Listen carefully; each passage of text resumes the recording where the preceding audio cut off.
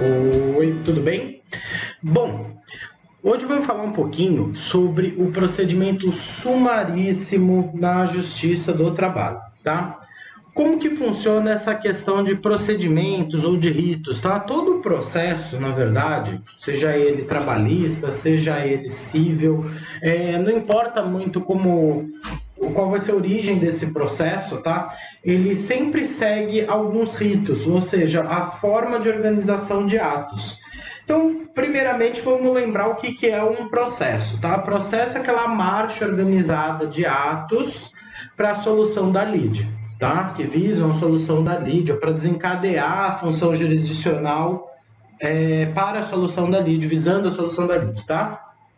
Então vamos lá. Primeira coisa que a gente fala em marcha. Marcha por quê? Porque ele segue por impulso oficial. A partir do momento que a jurisdição é provocada, ela sai da inércia e segue, se desenvolve por impulso oficial, ou seja, uma marcha, ela está sempre andando. Aí você liga para o seu advogado e fala assim: doutor, meu processo. O advogado responde: está parado. Mentira! Não está parado. Ele é uma marcha. Se ele é uma marcha, ele não para, tá?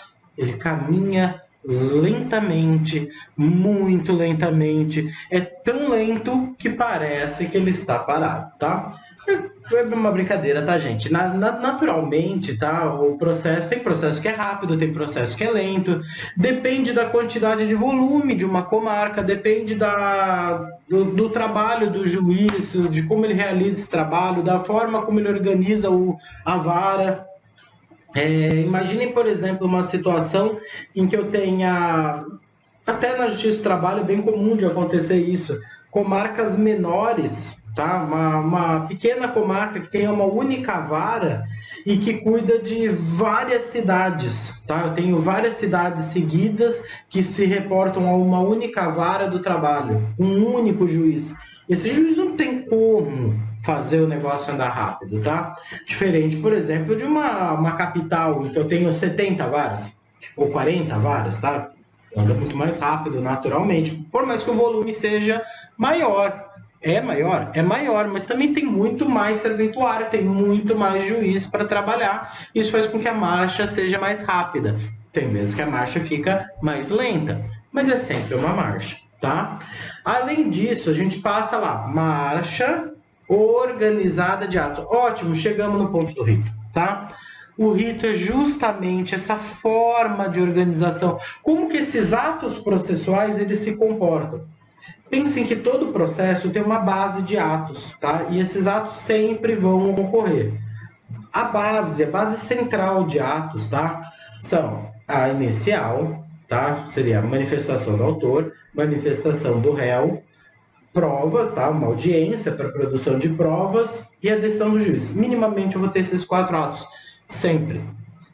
Não dá para ter um processo que não tenha essas questões aqui, tá? As provas, elas podem até ser, como que eu vou falar para vocês? Não tem prova oral, mas eu posso ter um processo que tenha provas apenas documentais, tá? Mas sempre vai ter alguma coisa, sempre tem que ter alguma coisa. Não dá pra gente convencer alguém sem provar minimamente um fato, tá? Então vamos lá. Só que como que eu vou organizar esses atos? Qual o prazo desses atos? Que ordem que eles vêm? O que eu tenho que fazer primeiro na hora de produzir provas? Como que eu conduzo a audiência? Quais são os detalhes deste processo? Quem fala isso pra gente é o rito, tá? O rito ordinário, que é aquele rito padrão, tá? Não é um ordinário como nossas avós falavam de ser ordinário, no sentido de sem vergonha, tá? É um ordinário no sentido de ordinário, de padrão, tá? Uma pessoa ordinária é uma pessoa padrão, uma pessoa comum, tá? O processo civil, por exemplo, ele já quis facilitar. Ele escolheu o termo comum, tá? Então a gente tem procedimento comum. A Justiça do Trabalho ainda não se modernizou nesse ponto, tá? Então ela ainda mantém a terminologia mais antiga, que é procedimento ordinário, procedimento sumaríssimo, procedimento sumário, tá? Só que na Justiça do Trabalho tem uma inversão completa na ordem aqui dos ritos, tá? Normalmente o que a gente tem? Um rito ordinário, um rito sumário e um rito sumaríssimo. O sumaríssimo é o mais rápido deles, é o menor, tá? Na Justiça do Trabalho não, é o rito do meio. A gente tem o ordinário, o sumaríssimo e o sumário, tá? Por quê? Porque cronologicamente o sumaríssimo veio depois, tá? Então por isso ele vem com o nome de sumaríssimo, que já tinha o sumário, já existia o sumário, só que esse sumaríssimo ele veio depois como rito intermediário, ele foi colocado no meio, porque a gente tem um lapso, uma lacuna muito grande entre o rito ordinário e o rito sumário.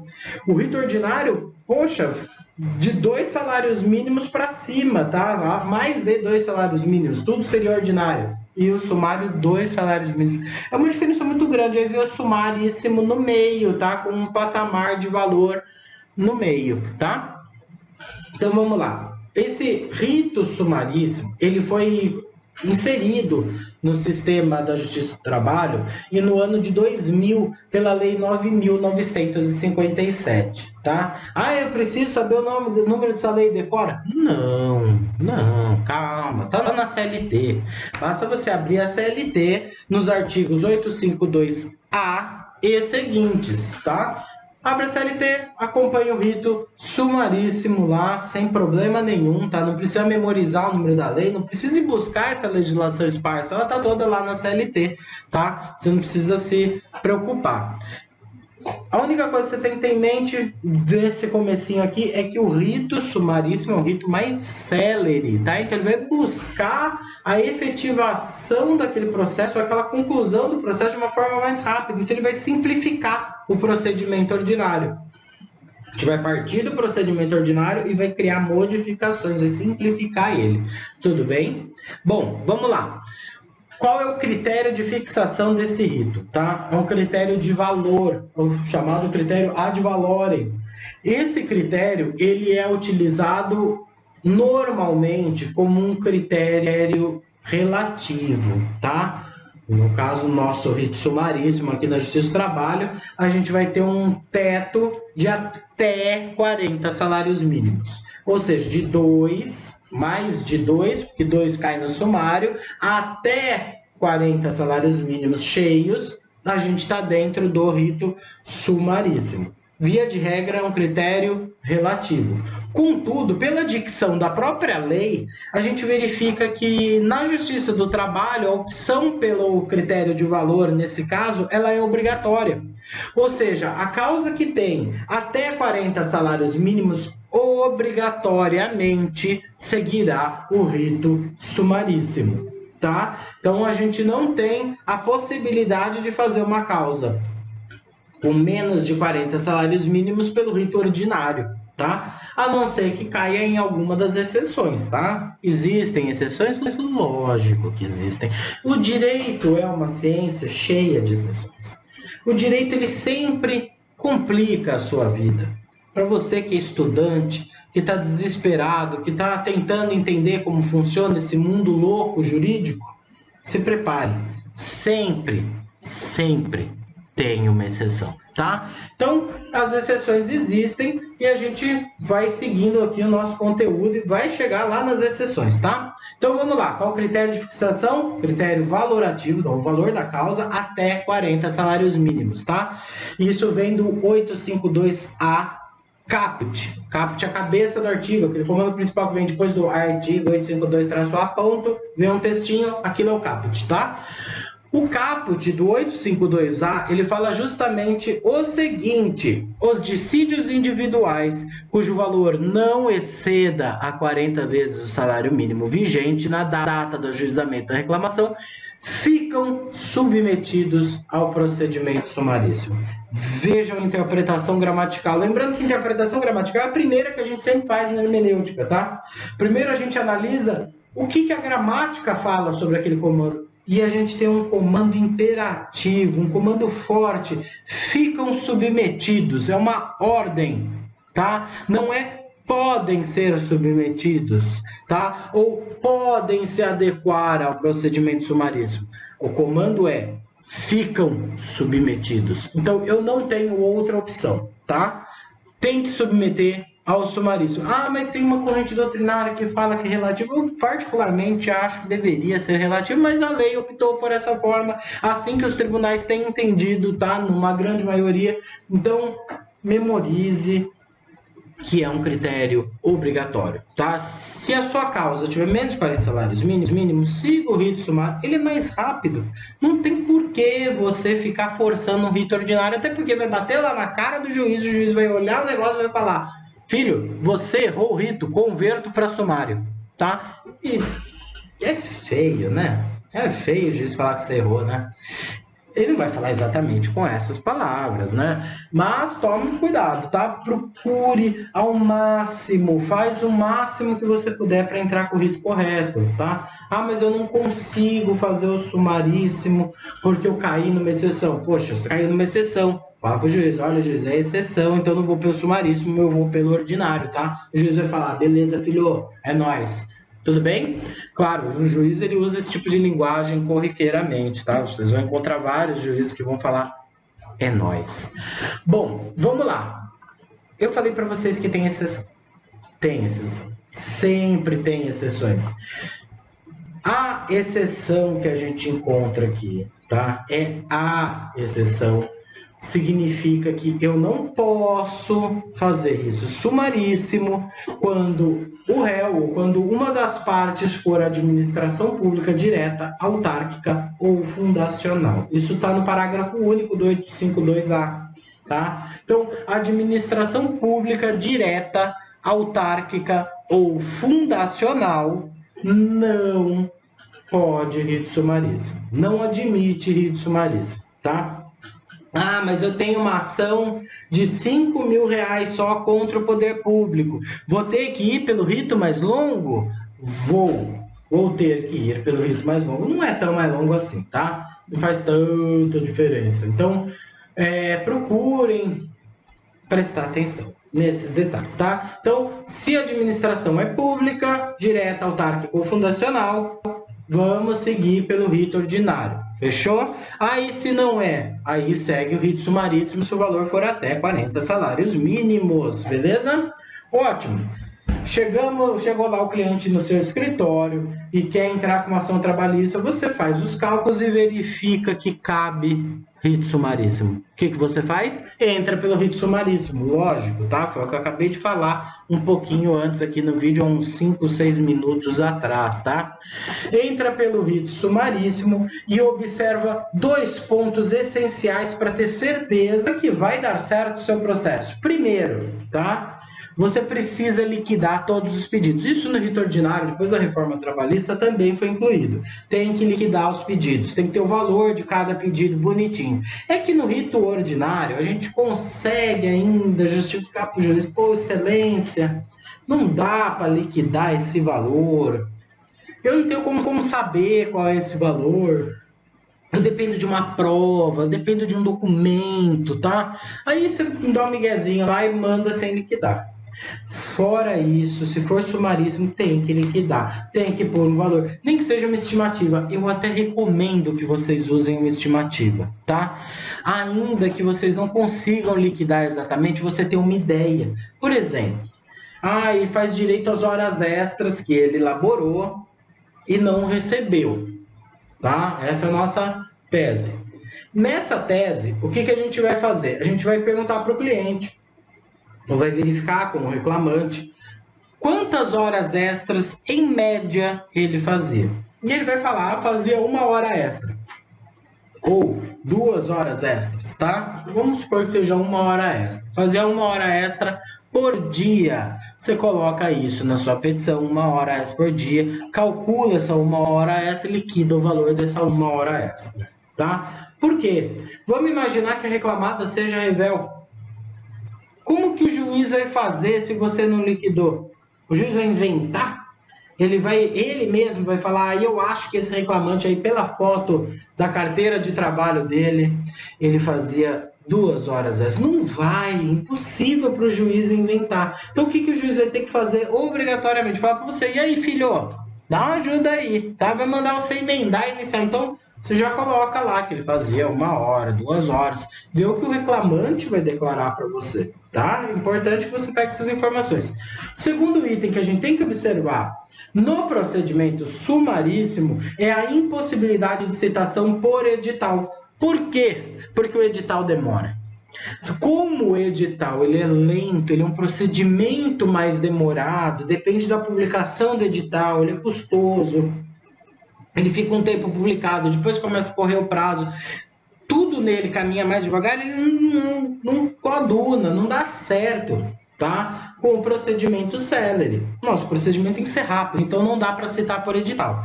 Ah, eu não sei o endereço do réu. O que eu faço? Mando o cliente encontrar, se não encontrar, entra no procedimento ordinário e já pede a citação por edital de carta, as diligências para localizar o endereço do réu, informa o juiz que você não entrou pelo rito sumaríssimo justamente porque você não tinha acesso a esse endereço, tá? É importante que você fundamente isso. Então, o procedimento sumaríssimo precisa estar tudo liquidado e não pode ter citação por edital. Não cumpriu qualquer desses requisitos, o que o juiz faz? Extingue o teu processo, sem julgamento do mérito. Acabou o processo, acabou a alegria. Tá? Então toma muito cuidado com isso para você não ter o seu processo extinto. E se ele extinguir o processo, sabe o que acontece? O que é pior de tudo? Porque extinguir o processo, você entra de novo, né? Ah, tudo bem, já está pronto mesmo, só distribuir de novo, manda o estagiário distribuir. Não, você tem que pagar as custas. Tá? O teu cliente fica responsável pelo pagamento de custas processuais. Ah, mas ele é beneficiário da justiça gratuita. Não tem problema, é requisito para a próxima entrada de ação. Você tem que entrar, você tem que pagar essas custas, tudo bem? Então toma cuidado para você não errar nesse ponto aí, tá? Vamos lá. Ah, professor, mas isso não muda tanta coisa do rito do ordinário para o sumaríssimo. Qual que é a diferença assim, substancial? Só a citação por edital mesmo? Não. A gente tem várias diferenças com relação à audiência. A audiência no rito sumaríssimo é o que traz a maior concentração de mudanças desse rito. Não são mudanças, mas são mudanças, tá? Vamos lá. Primeira coisa que a gente tem que ter em mente. A audiência no rito sumaríssimo ela é una. Una. Tem que ser una. Vamos fazer ela una. Ela só não vai ser una se for completamente impossível fazer ela una. Tá? Fora isso, o juiz marca a audiência una. Beleza? Beleza. Distribuir a petição inicial, 15 dias o juiz marca a audiência, tá? Ela entra em pauta especial. Na verdade, os juízes deixam reservado, o próprio sistema já deixa reservado um espaço na pauta para poder marcar essas audiências de rito sumaríssimo. Por isso elas são mais rápidas. Marca antes, anda mais rápido o processo. Tá? Lembrando que na Justiça do Trabalho, todos os atos de audiência eles são concentrados em audiência. Todos os atos processuais, perdão, eles são concentrados na audiência. Defesa, manifestação, produção de prova, sentença, tudo na audiência, tudo oralmente, tá? Então, como tudo vem na audiência, essa audiência sendo marcada antes, mais cedo, mais rápido, o processo anda naturalmente mais rápido, tá? Então, a gente tem a audiência una marcada dentro de 15 dias, se possível. Naturalmente, se o juiz não conseguir marcar nos 15 dias, porque a pauta está cheia, tá? É justificável que ele marque depois, não há nenhum revés para ele com relação a isso. Atrasa um pouquinho, talvez, a promoção, mas não é nada demais. A ideia aqui é que ele marque o mais cedo possível, tá? Então ele vai fazer uma pauta especial, ele vai criar um encaixe lá para essa audiência, tá? E normalmente marca rápido mesmo, tá? Bom, com relação às informações da ata de audiência, tá? Essas informações na ata de audiência, elas são feitas de forma resumida e pontual, tá? Então, o juiz acaba marcando o que é útil para o processo, o que for besteira, um comentário completamente inútil, irrelevante, sem sentido para o processo, ele não é obrigado a marcar, tá?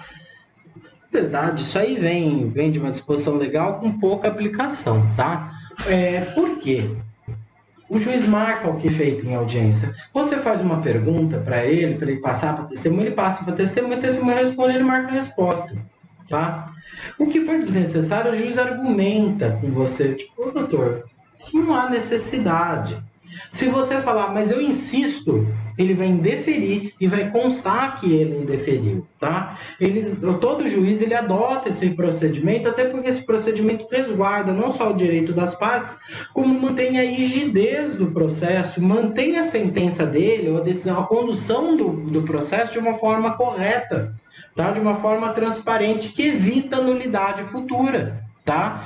Então, por mais que a lei autorize triagem pelo juiz, os juízes, no geral, eles são muito detalhistas, tá? E eles costumam marcar realmente tudo que é feito em audiência, tá? E o que for inútil e que o advogado insistir que conste na ata, o juiz vai constar e ele é obrigado a constar, tá? Bom, vamos lá.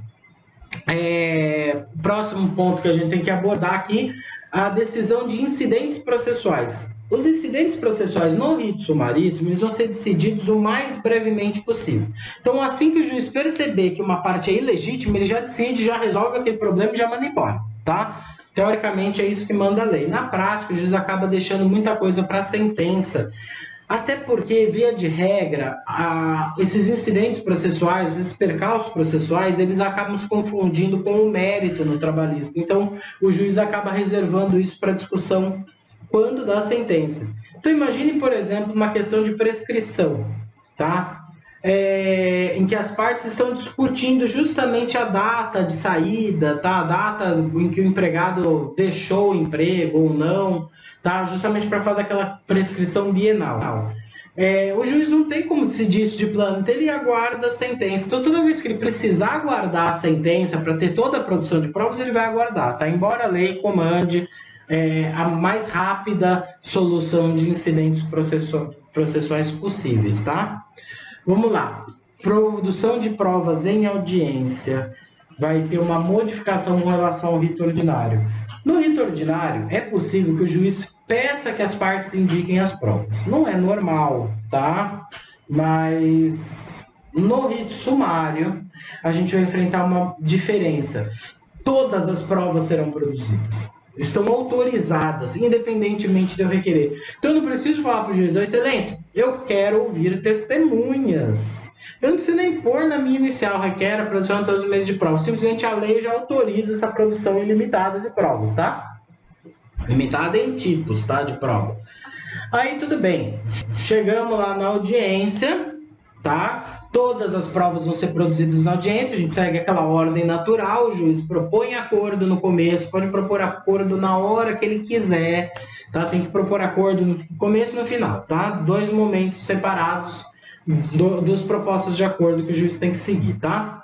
Depois dessas 2 propostas de acordo, da primeira proposta de acordo, o juiz recebe a defesa oralmente, 20 minutos, mesma coisa, igualzinho, abre para manifestação. A manifestação feita em audiência oralmente, tá? Só não vai ser feita dessa forma se for absolutamente impossível, tá? Fora isso, vai ser feita oralmente em audiência, certo? Vamos lá.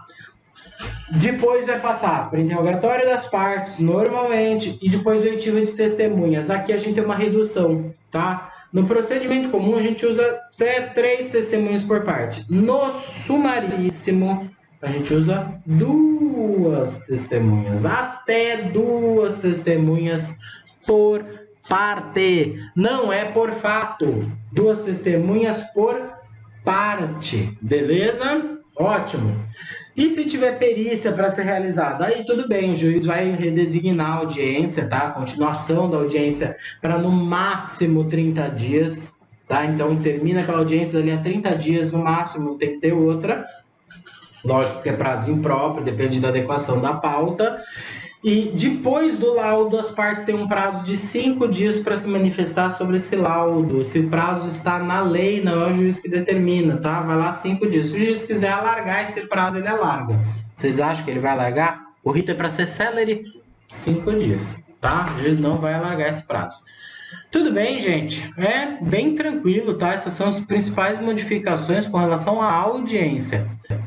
Aí vamos chegar no último ponto, que é justamente a sentença. O que muda na sentença no procedimento sumaríssimo, tá? Dispensa o relatório. O juiz não é obrigado a fazer aquele relatório. Lembrando que a sentença é dividida em 3 partes: relatório, fundamentação e dispositivo, tá? O relatório que o juiz fala sobre o que foi feito nos autos, ele não precisa fazer, tá? A única coisa que o juiz precisa fazer é um resumo breve, muito breve, do que aconteceu na audiência para poder fundamentar. Então ele resume brevemente o que teve de relevante na audiência, faz a fundamentação dele e profere a sentença, tá? A grade recursal também permanece inalterada, então eu posso fazer todos os recursos que eu quiser dentro do procedimento sumaríssimo. Certo, gente? Bom, procedimento sumaríssimo é só isso, tá? Ele é um procedimento de poucas modificações, mas modificações que repercutem em celeridade no processo, tá? Então, memorizando que isso incide sobre o procedimento ordinário, e as modificações do sumaríssimo, tá? Tudo que não foi dito com relação ao procedimento sumaríssimo segue o ordinário. Então, eu falei da questão nos artigos 852-A e seguintes, não fala nada de conciliação, na verdade fala de uma proposta só, mas no rito ordinário fala de duas obrigatórias, são duas obrigatórias ainda que o rito seja sumaríssimo, tudo bem? Então tudo que não contradiz segue o ordinário, beleza? Falou, gente, até a próxima!